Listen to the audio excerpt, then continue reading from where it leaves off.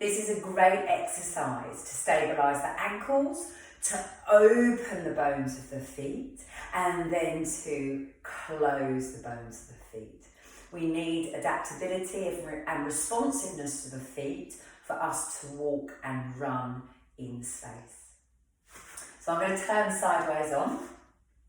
So you've got the feet under your hips, and just spend a moment in this standing position, just noticing where your weight is on your feet. We're aiming to feel centred across the feet. So just noticing if there's more weight in your heels, or if there's more weight to the outside edges perhaps. And how can you transition your weight so that you feel more centred? Then think about the knees. Just having the backs of the knees a little soft, especially if you automatically lock and push the knees back. Noticing now if your pelvis is centred. For me, my bottom likes to stick out, so I need to softly tuck the pubic bone under, a sense of the tailbone dropping down between my heels. And then the shoulders resting heavy over the ribs.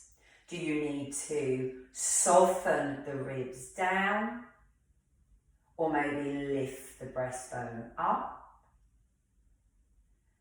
And then the back of your neck. Do you need to lengthen the back of the neck up so that the chin softly moves in towards your throat? Or perhaps if the back of the neck is already long, you need to do the opposite. The crown of the head then reaches up from the soles of the feet. The soles of the feet root down like tree roots. You're slowly going to start to bend the ankles, soften through the knees. The front of the hips are going to close just a little. Keep this centered alignment of the spine. What's happening with the feet is that the bones in the feet are opening, and the inner arches of the feet are dropping down towards the floor in pronation. From this movement, pick up the heels so that you're on the balls of the feet and the toes, and lengthen through the legs so that you're back in a balance. Centering through the spine. You're on the balls of the feet, feeling the knuckles of the feet and the toes. And then closing at the ankles, softening and bending at the knees, closing at the front of the hips just a little, and millimetre by millimetre, dropping the feet, and then eventually the back of the heels to the floor.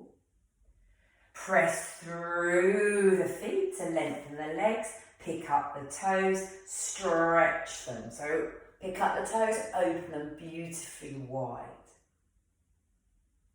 And then release. So I'm going to do that so that you see a different image of me. Second toe, third toe facing forwards. Just think about centeredness of feet, softness at back of knees, centered pelvis. Does the rib cage, the sternum need to lift a little, or do you need to drop the floating ribs down? Back of the neck long, crown of the head reaching up away from the roots of your feet. The ankles start to bend, the knees start to soften, the front of the hips start to close, the feet are opening, the inner arches are dropping down towards the floor. Sink, sink, sink, sink, sink, but keep that lovely centered spine. Come onto the knuckles of the feet, that's the balls and the toes. Lengthen through the legs into a balance. And then slowly, ankles bending, knees softening, front of hips closing. Keep your centered spine, millimetre by millimetre. You just feel the softness of the feet as they start to open, and then eventually the back of the heels come to the floor. Inner arches are going to be dropped, and then press through the feet. The feet now are going to close in a stable position, and the inner arch is going to be lifted. And now pick up the toes. Really spread the toes away from one another. It's handy to take a look, because I know my left little toe never really wants to move away from its friend next door.